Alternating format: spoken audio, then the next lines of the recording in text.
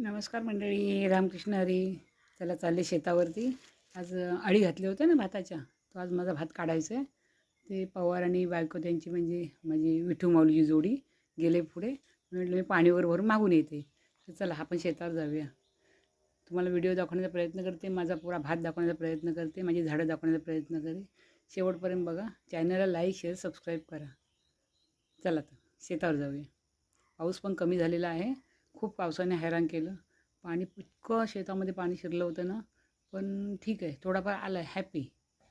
तुम्हाला दाखवण्याचा प्रयत्न करते. चला, एवढं सामान घेतलं आहे मी. ते त्यांच्यासाठी चहा घेतलं आहे, बिस्किट घेतलं आहे, पाणी घेतलं आहे आणि माझं सामान.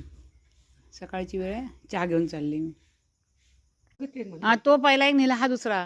मस्त आहे ना पेरू. हा का पेरू घेऊन आली. मी तिकडेच चालले होते, म्हणजे चहा घेऊन जाऊया. एक पेरू राहिला होता, तर घेऊन आले अक्का आता.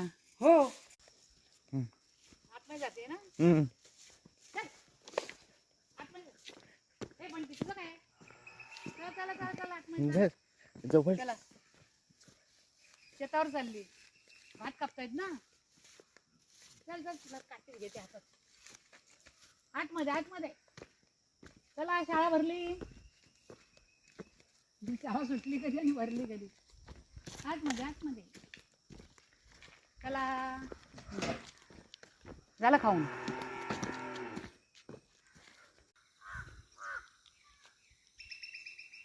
झालंय ना. आहे.